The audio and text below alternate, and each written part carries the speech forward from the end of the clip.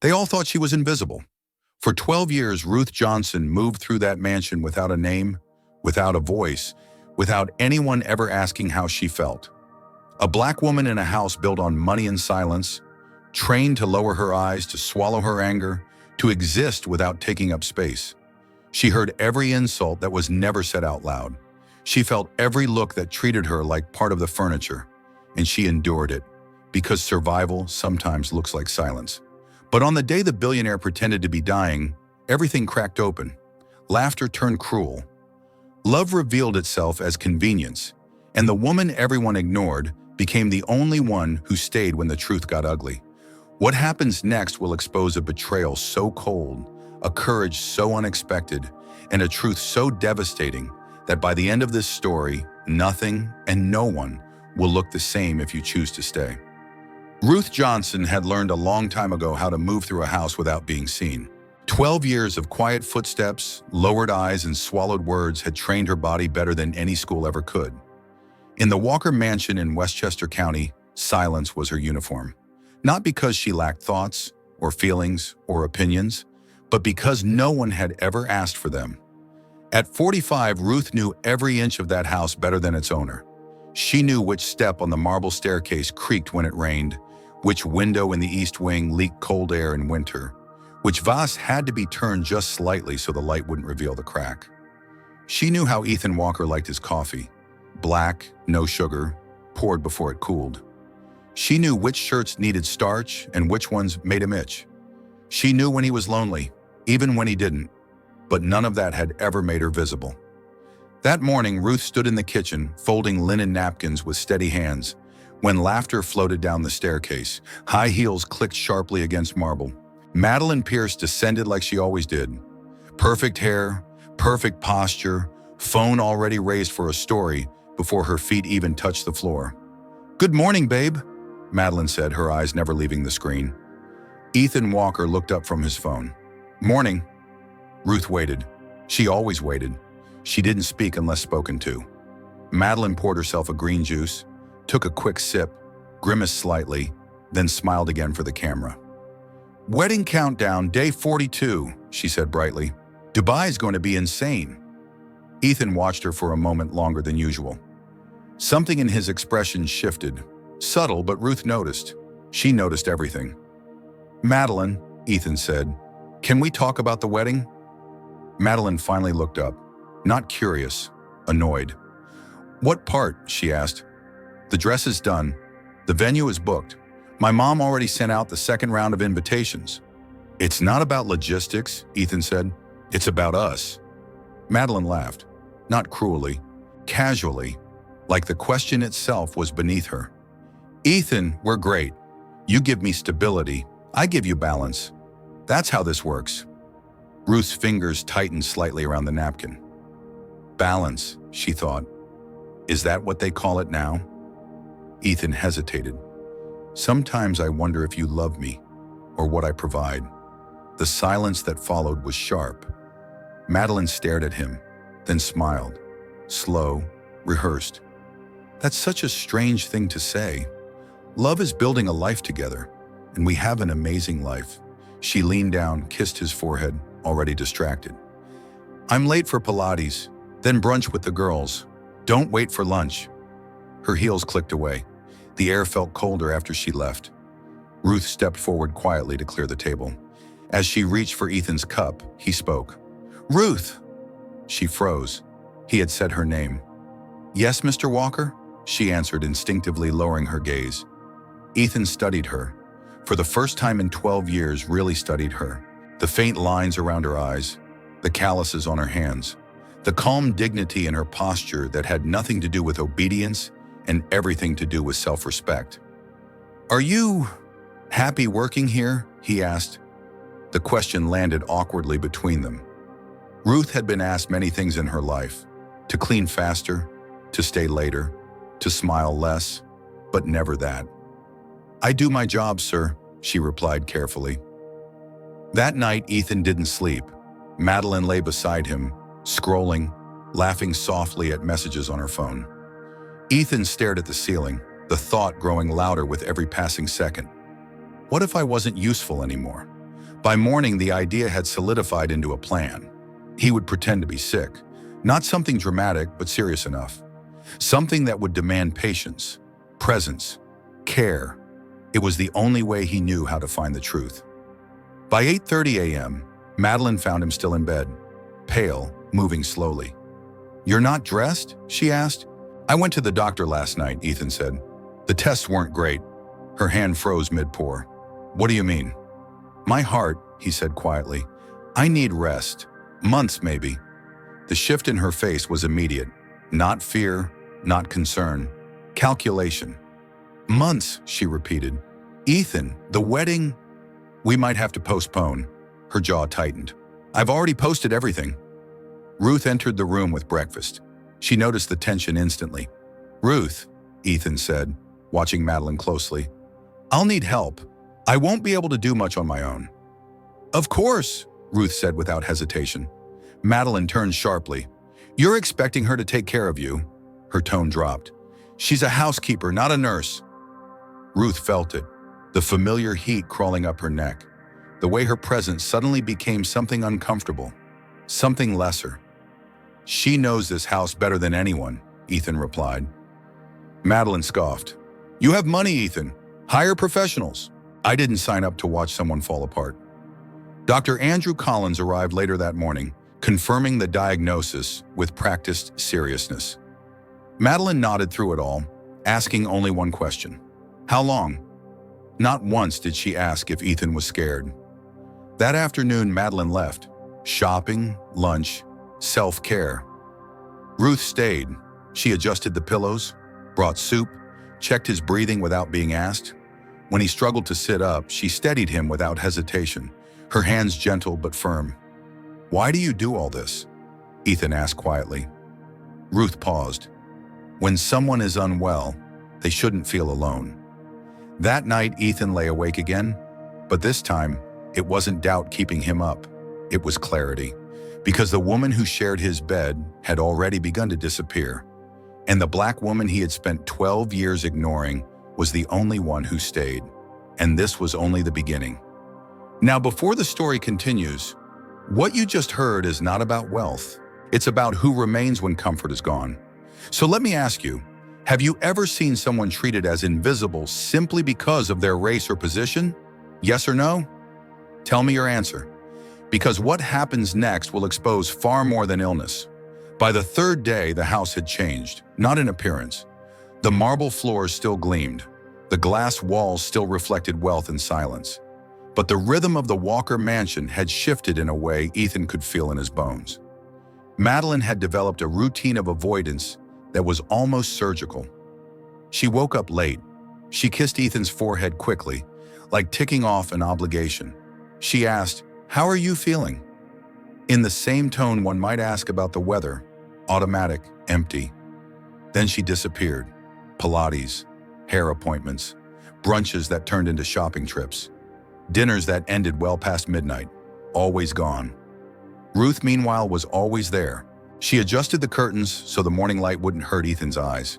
She noticed when he barely touched his food and quietly changed the menu. She remembered which pain medication upset his stomach and which tea calmed his breathing. She never hovered, never made him feel weak. She simply stayed close enough to matter. On the fourth morning, Madeline came downstairs in a bright red dress, heels echoing like gunshots on the floor. "Morning," she said lightly. "I'm meeting Olivia and Lauren. They're going through things. They need me." Ethan looked at her, his voice low. "I didn't sleep last night. My chest felt tight." She paused for half a second, just long enough for annoyance to flicker across her face. "You took the meds, right?" she asked. "Yes." Ruth helped. Madeline exhaled, visibly relieved. "Good. I'd be useless with that stuff anyway." Ruth stood by the counter, her hands wrapped around a tray. She said nothing. She had learned long ago that silence was safer. Madeline turned to her, her smile sharp. "You're really good at this, Ruth. You people are always so nurturing." The words landed heavy. Ethan's head snapped up.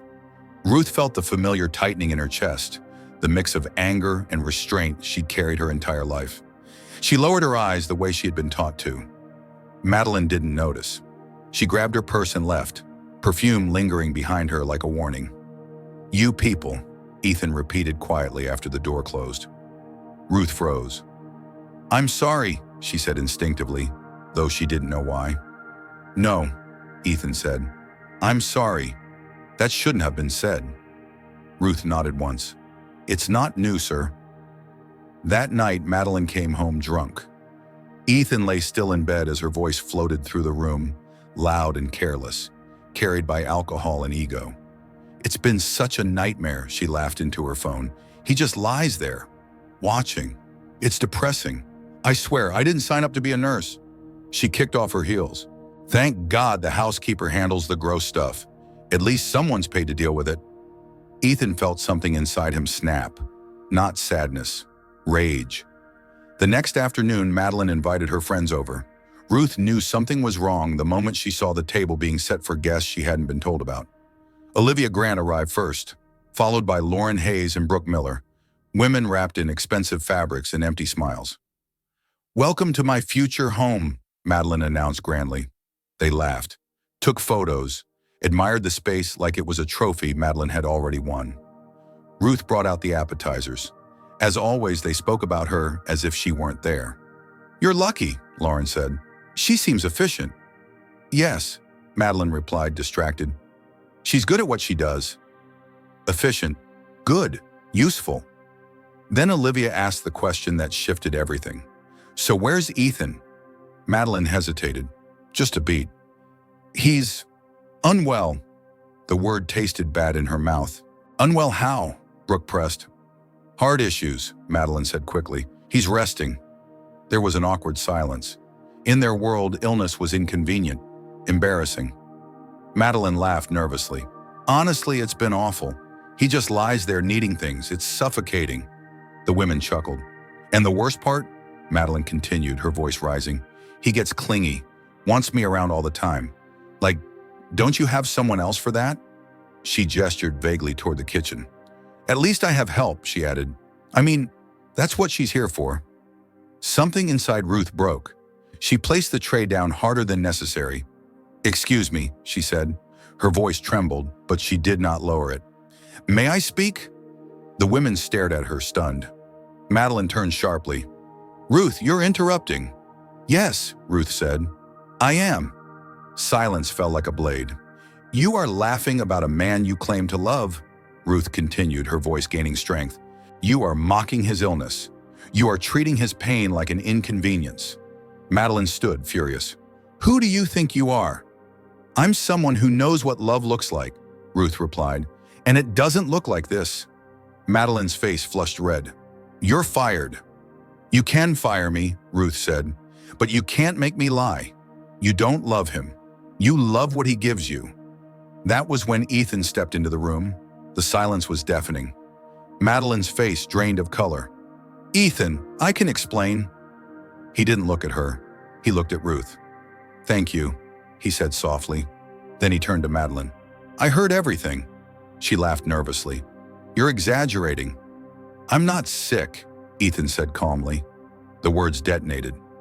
"What?" Madeline whispered. "I faked it," he continued, "to see who would stay." Madeline staggered back. "You lied to me." "No," he said. "I gave you the chance to show me who you are, and you did." He turned to Ruth again. "You suspected, didn't you?" She nodded. "But even if it was fake, the care couldn't be." Madeline screamed. "You're choosing her? A black housekeeper?" Ethan's voice was cold. "I'm choosing truth." The engagement ended in that room, and for the first time, Ruth Johnson was no longer invisible. She was seen, respected, and heard. The house was quiet after Madeline left, not the polished silence of wealth, but the kind that settles after a storm, heavy, honest, and unavoidable. The front door had closed behind her with a sharp finality, taking with it the perfume, the laughter, the carefully curated life she had tried to build. What remained was truth, raw and exposed. Ruth Johnson stood still in the living room, her hands trembling now that the adrenaline had faded. For the first time since she had spoken, fear crept in. Not fear of losing her job. She had lived with that fear for years. but fear of having crossed a line she had been taught never to approach.